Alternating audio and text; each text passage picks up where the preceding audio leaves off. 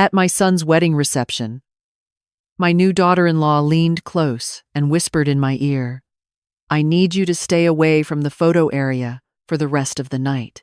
You don't fit the color palette we planned." I smiled and told her I understood. She didn't know that I had written the check for the entire wedding 41 days earlier. During the cake cutting, I slipped into the hallway and called my attorney. "Hello and good day, dear listeners. It's Hannah again, and I'm so glad you're here with me today. Please stay until the end, and let me know what city you're listening from. I love knowing how far these stories travel."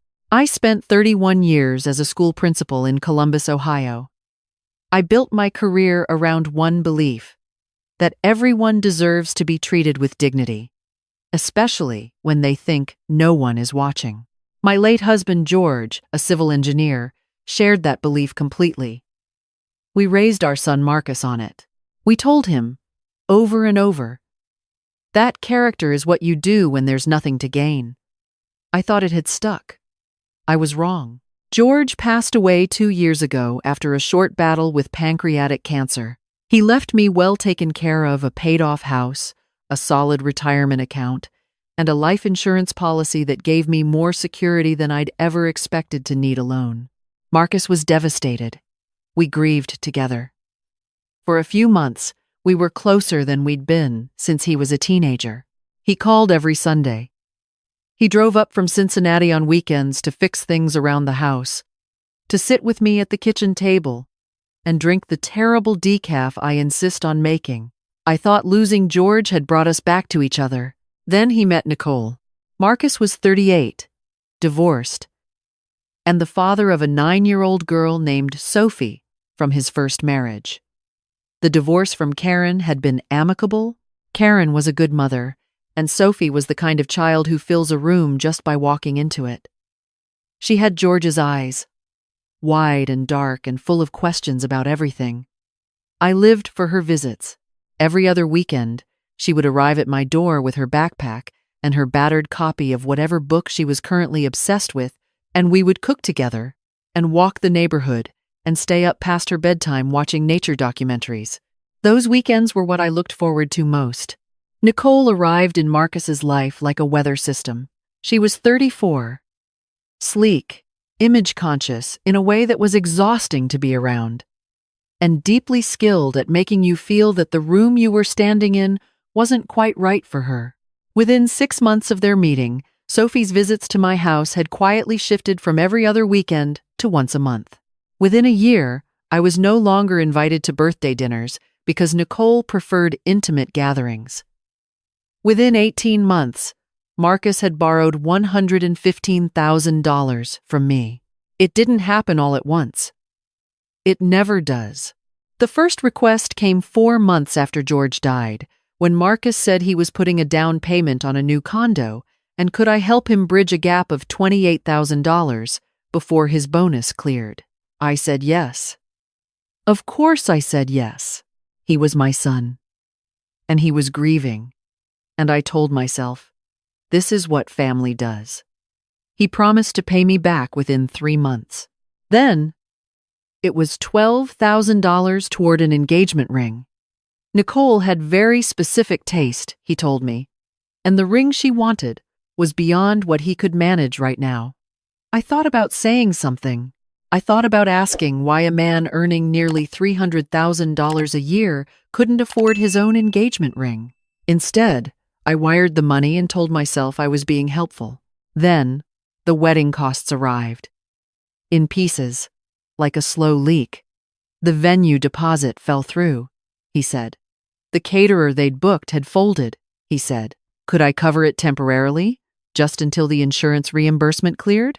Each individual number seemed manageable. 18,000 here, 11,000 there. By the time I added it up, I had financed $41,000 of a wedding I hadn't been consulted on, in a vineyard 2 hours from Columbus, where I did not know a single guest except my own son. I told myself it was an investment in his happiness. George would have done the same. I kept moving. The wedding was in October. One of those perfect fall days when the light turns everything to copper and gold, and the air smells like wood smoke, and something ending. The vineyard was genuinely beautiful. Stone walls, long tables draped in cream linen, flowers I didn't recognize in shades of rust and burgundy. Nicole had excellent taste. That I could not take from her. I arrived to find my escort card, directing me to table 12. I walked the length of the reception hall looking for it, past tables 1 through 11, all near the dance floor and the sweeping windows that looked out over the vines, until I found table 12 tucked beside the door to the catering kitchen. My table mates were an aunt of Nicole's I'd never met, 2 of Marcus's college friends who seemed equally confused by their placement, and an elderly neighbor of Nicole's parents who was hard of hearing and fell asleep before the salad course. I sat down and unfolded my napkin and told myself it didn't mean anything. Sophie found me during cocktail hour. She was wearing a burgundy dress that matched the bridesmaids' colors, and her hair was done up in a way that seemed too adult for a 9-year-old. But her face, when she spotted me across the room, was entirely, unmistakably her. She ran to me and wrapped her arms around my waist and said, "Grandma, I've been looking for you everywhere. Why are you all the way back here?" I told her table 12 had the best view. She accepted this with the trusting logic of a child who loves you. It was during the cocktail hour, when I'd stepped away to get a glass of water, that Nicole appeared at my elbow. She was in her dress, ivory and architectural, and she looked the way people look when they've been photographed so many times, they've stopped being able to tell the difference between a moment and a pose. "I wanted to catch you before the photographer starts the family formals," she said. Her voice was pleasant. That was the part that stayed with me afterward, how perfectly pleasant her voice was. "I need you to stay away from the photo area for the rest of the night. We planned a very specific color palette with the wedding party, and honestly, your dress is going to clash in every shot. You understand?" It wasn't a question. I looked at her. My dress was a deep navy blue, which I had chosen carefully and which George had once told me was the color that made my eyes look the way they did when I was thinking hard about something. It was a beautiful dress. It did not clash with anything. "Of course," I said. "I understand completely." She touched my arm briefly and moved back toward the bar. I stood there for a moment. Then I walked to the hallway outside the reception room, sat down on a bench near the coat check, and called Linda Marsh, my estate attorney, whose number I had saved in my phone 2 months earlier, for reasons I hadn't fully admitted to myself yet. She picked up on the 3rd ring. I spoke quietly and quickly. I told her I needed to move forward with everything we had discussed. The trust, the will revision, all of it. First thing Monday. "Are you all right?" she asked. "Not entirely," I said, "but I will be. Monday morning." I went back inside. I watched my son dance with his new wife. I watched Sophie sit at the edge of the dance floor, eating wedding cake, with the focused pleasure of a child who has decided to be happy regardless of the adults around her. I drank 1 glass of champagne and then switched to water, and I smiled at everyone who looked at me, and I thought, with a clarity I hadn't felt in 2 years, about what I was going to do next. That night in my hotel room, I couldn't sleep. I opened my laptop and pulled up my bank records for the past 24 months.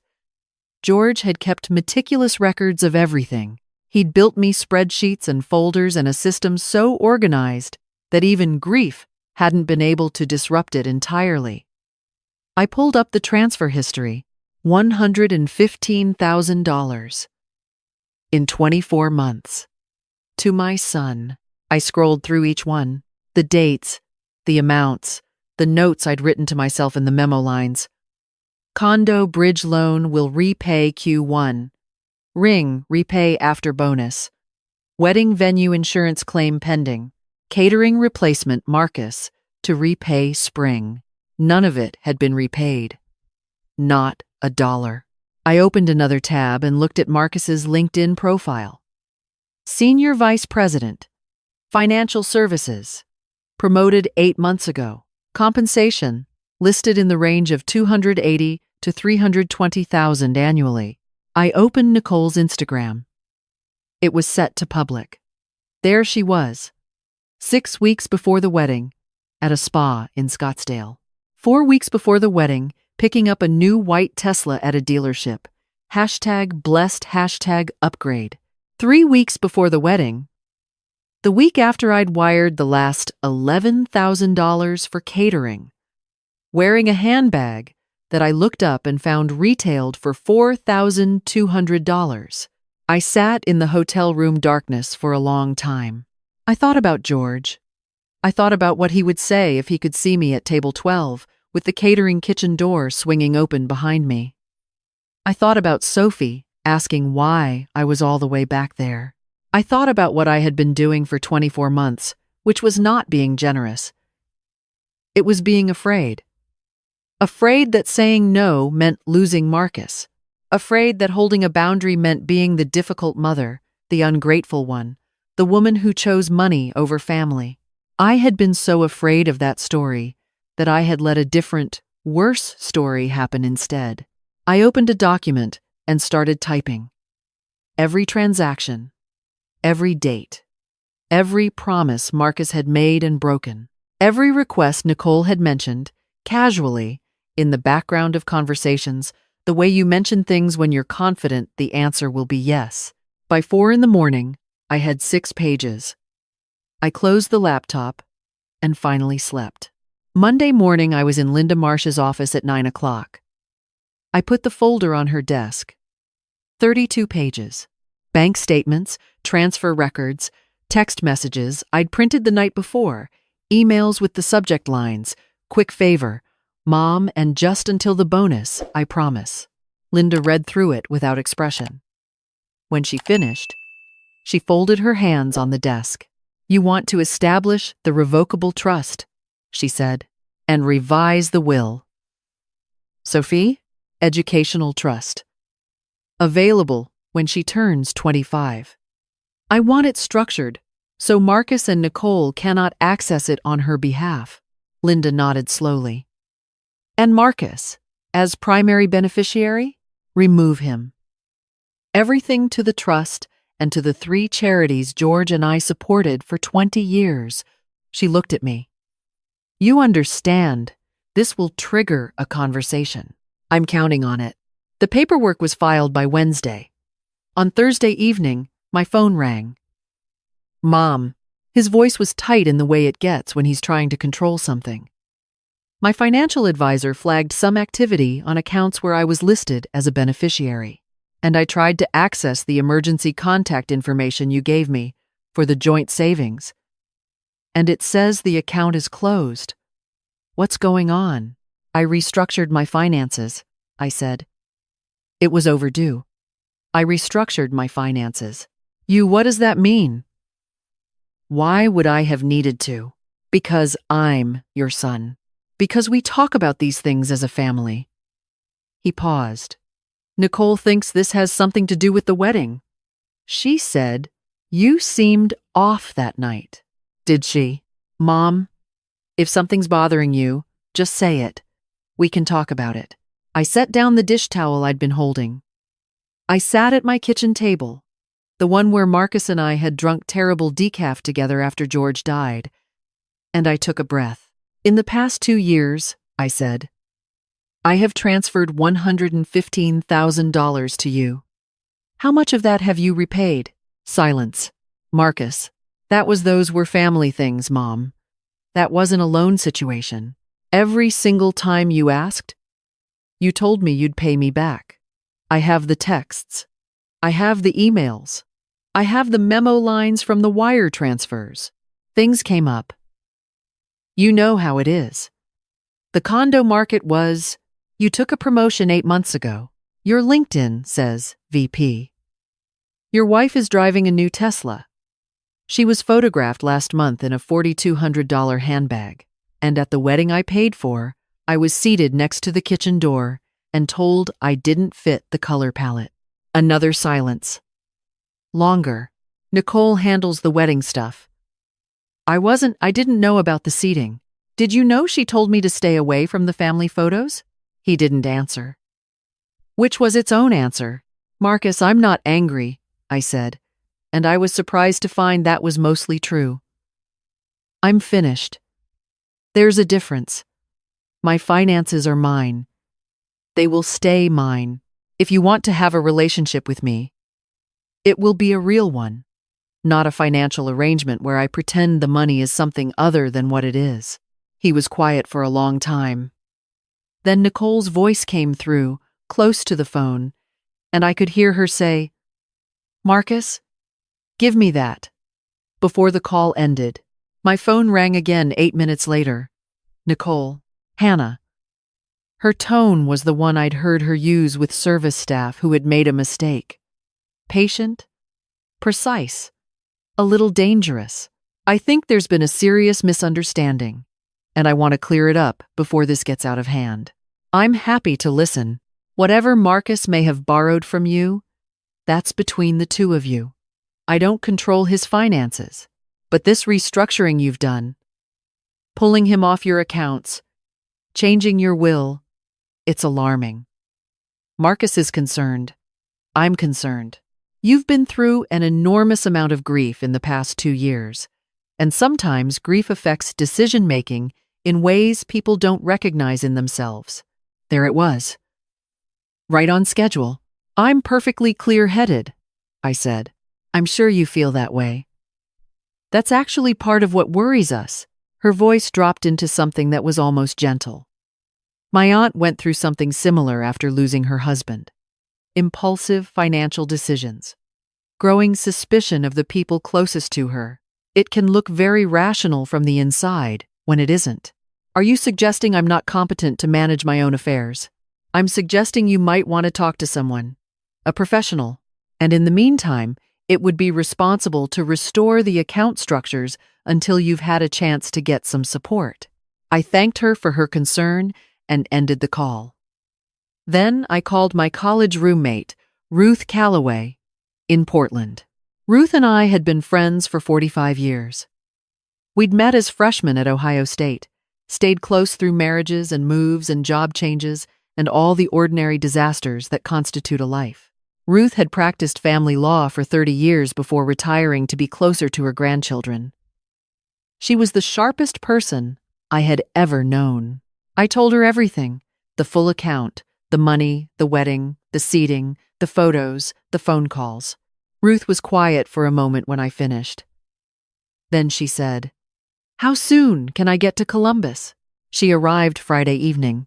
She brought a bottle of wine and an overnight bag, and the particular focused energy she gets when she's engaged with a problem. We sat at my kitchen table and I showed her everything.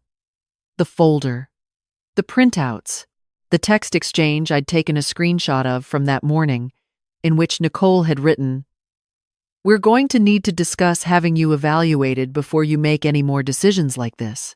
It's not about money. It's about making sure you're protected." Ruth read everything twice. Then she looked up. "They're going to try to file for some kind of competency evaluation," she said. "It's a classic pressure tactic. They don't necessarily expect to win. They expect it to scare you into compliance. Can they actually do it? They can try. They won't succeed. You have 31 years of documented professional leadership.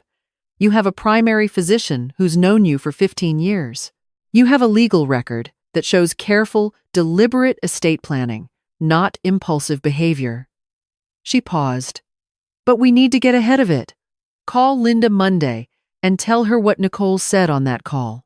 Get it documented. And if they follow through?" Ruth's expression was steady. "Then we counter it so thoroughly that they spend the next 6 months explaining themselves."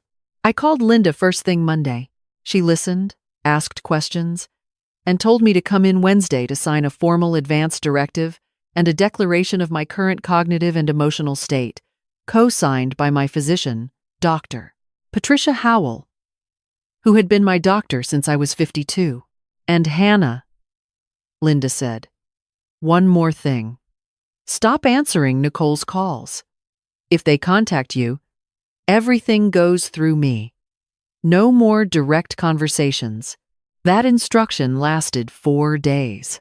On Thursday, Sophie called my cell phone from the number I'd given her 2 years ago for exactly this kind of situation, for whenever she needed me and couldn't reach me through her dad. Her voice was small and careful in the way children's voices get when they're in a house full of tension. "Grandma, are you okay? Dad and Nicole have been fighting a lot. Nicole keeps saying you're sick." I sat down. "I'm not sick, sweetheart. I promise you. I'm very healthy and very okay. She says you're doing things that don't make sense and that we might not be able to see you for a while." My hands went tight around the phone. "Sophie, listen to me. No one is keeping you from me. Your dad and I are working through some adult things, but you and I have nothing to work through. You understand?" "Yeah." A pause. "Can I come visit next weekend? Dad's weekend? Tell your dad to call me." "I will absolutely make that happen." She said okay and hung up. I sat at my kitchen table and thought about the fact that a 9-year-old girl had just been made to carry a message that she should never have had to carry. That was the moment the last of my ambivalence left me. On Saturday morning, Marcus and Nicole arrived. Ruth was in the kitchen drinking coffee. I saw the car pull up and I went to the front door before they could knock. Marcus looked like he hadn't slept. Nicole looked like she always looked composed, prepared. A woman who had considered every angle. Sophie was not with them, which meant this was not a visit. This was a negotiation. "Mom." Marcus's voice was trying for warmth and landing somewhere closer to pleading. "Can we come in? Please. I just want to talk." "I'll do. Do A2. Ruth stayed in the kitchen but didn't leave. I knew she could hear everything. We sat in the living room. Marcus on the couch. Nicole beside him, straight-backed, hands folded, me in the armchair across from them. George's chair. I had not offered anyone coffee. "Mom," Marcus started, "I know I've handled some things badly. The money stuff. I know. I got into some bad habits of asking without thinking about what I was asking. I can see that now. I'm glad," I said. "But this restructuring, cutting me out entirely, it feels like a punishment. And it's made Nicole feel like you blame her for things." Nicole spoke then. "I want to be honest with you, Hannah. I've been worried about you for a while, and this confirms it for me. The impulsiveness, the secrecy, the way you're listening to outside voices instead of your own family, it doesn't seem like you." "Ruth," I called toward the kitchen. "Would you like to join us?" Ruth walked in with her coffee cup. Unhurried. Nicole's eyes went to her and then went sharp. "This is Ruth Calloway," I said. "She's been my closest friend for 45 years. She's also a retired family law attorney." A beat of silence. "I'm going to say something," Ruth said pleasantly, sitting down in the side chair, "that I think will save everyone a lot of time. Any petition for psychiatric evaluation or competency determination will be countered with 30 years of professional records, 15 years of medical documentation, a neuropsychological evaluation already scheduled for next Thursday, and a formal declaration from Hannah's physician. It will fail, and the financial records Hannah has compiled will become part of the public filing. Every transfer, every broken promise, every text message." Nicole's composure did not crack. "But it shifted. This isn't about a petition," Nicole said. "Not yet," Ruth said. Marcus looked between them. I watched something flicker across his face, confusion, or the beginning of it. "I want to ask you something directly," I said to my son. "She told me Nicole said she might not be able to see me for a while. Did you know she was told that?" Marcus turned to Nicole. "I was trying to protect her. Nicole said immediately. Until things settle down. Children don't need to be in the middle of adult conflict. She called me because she was scared, I said. My 9-year-old granddaughter called me because she was scared. You used her. That's not Marcus. I looked at my son. Only at him. Sophie asked if she could come visit next weekend. On your weekend. What is your answer? He was quiet for a long time. Nicole started to say something, and he held up one hand. Not forcefully, just a pause, asking for a moment. Yes, he said finally. Nicole's jaw tightened. She said, Marcus, we talked about this. I know what we talked about, he said. He was still looking at me. Mom, I'm sorry about the seating at the wedding. I didn't know. About the photos either. I should have been paying more attention to a lot of things. It wasn't enough. It wasn't close to enough. But it was the first true thing he'd said since walking through my door. Ruth and I exchanged a look. I think that's enough for today, I said. They left. Nicole walked to the car without looking back. Marcus paused at the door and looked like he wanted to say something more and couldn't find it yet. I closed the door gently. That evening, Ruth and I sat on the back porch with decaf and the first real quiet I'd felt in weeks. He's starting to see it, Ruth said. Maybe. The question is whether she'll let him. Over the following weeks, I watched from a careful distance. Linda continued building the documentation. Sophie visited the following Saturday and the one after, and each time her shoulders came down a little more as she walked through my front door. She was reading a series of books about a girl who could talk to horses, and we spent hours on the back porch with her reading passages aloud, and me listening and thinking about how time goes so fast and how you have to pay attention when it's happening, or you'll look up and find you missed it. Marcus called me in early December. His voice was different, quieter, stripped of the performance quality it had taken on. I found something, he said. In our accounts. I was doing end-of-year financials and I found a set of accounts Nicole opened 2 years ago, separate from ours.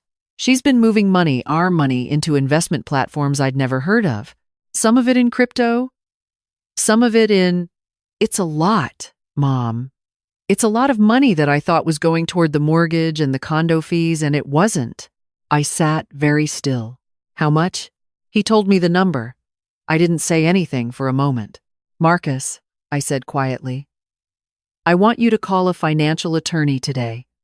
Before you talk to her again. Before anything else. Do you understand? Yeah. His voice broke. Just slightly. Yeah. I understand. And I want you to know that none of what she did to you is your fault. He was quiet. I want you to also know, I continued, that what you both did to me was a choice. The money? The wedding? Sophie? Those were choices you participated in. I'm not going to pretend otherwise. I know, but that doesn't mean I don't love you. It means we have work to do. He said, I know that too. The divorce filing came in January. It was not clean or easy, and I stayed out of it the way you stay out of a fire you can see from the road, aware of it, alert to it, not near it. Linda had our documentation secured and there was no petition filed, no legal challenge to my competency. Whatever Nicole had considered, the presence of Ruth and the weight of what we'd prepared had been enough to redirect that particular impulse. By spring, Marcus had moved into a rental near his office. Sophie split her time between him and Karen with the same equitable arrangement as before. On the first warm Sunday in April, Marcus drove Sophie up to Columbus, and the three of us planted tomatoes in the raised beds George had built along the back fence 10 years ago and never gotten around to removing. Sophie got dirt on her dress and didn't care. Marcus got dirt on his hands and didn't care either, and for an hour and a half it was close enough to ordinary that I let myself stop watching it and just be inside it. There was a conversation coming, a real one, about the money, about responsibility, about what rebuilding something actually requires. I knew it. Marcus knew it. We hadn't had it yet because the ground wasn't solid enough to stand on yet, but it was coming. And for the first time, I believed that when it came, it would be honest. In the evenings now, I take walks in my neighborhood. I joined a garden club at the library, which George would have found endlessly amusing, and the women there have become real friends who know nothing about any of this. To them, I am Hannah, retired principal, who grows good tomatoes and makes terrible decaf, and has a lot of opinions about soil composition. It is the most restful identity I have ever worn. In March, I booked a trip to Portugal. 2 weeks, traveling alone. Ruth said, "It's about time." My former colleague Carol, who retired the year after I did, said she'd always wanted to go. And could she come? So, now there are 2 of us, which I think is how George would have wanted it anyway. He always said I collected people too slowly and let them go too fast. I still have Sophie's drawings on my refrigerator. The horse ones, the house ones. The one she did last month of the 2 of us planting tomatoes, where she gave both of us enormous smiling faces and labeled "Mine, Grandma" in careful capital letters. I look at it when I'm making coffee in the morning. I look at it and I think about what it cost and what it was worth, and how those numbers are not the same and never were. My neighbor from down the block asked me recently if I had regrets. She knows some of what happened. Small towns and book clubs do their own kind of sharing. I told her I regretted nothing about the decisions I made, and that was true. What I regret is the time it took me to make them. The 2 years of nodding and wiring, and telling myself that love required me to be useful at any cost. Love does not require that. I know that now, the way I know, where the sun comes in through my kitchen window in the morning, not because someone told me, but because I have been standing here long enough to see it for myself. If you are listening to this and you recognize yourself in it, not in my specific story, but in the posture of it, the way it feels to be afraid that saying no will cost you everything, I want you to know that it might. Some things do get lost when you stop enabling them, but what comes after? If you're willing to wait and to hold steady and to believe that you deserve basic dignity from the people who claim to love you, what comes after is yours in a way that nothing borrowed ever was. Thank you for listening. I hope you have someone like Ruth in your life, or that you'll let yourself become someone like that for another person who needs it. Please share this story if it reached you. And from Columbus, Ohio, wherever you're listening today, take good care of yourselves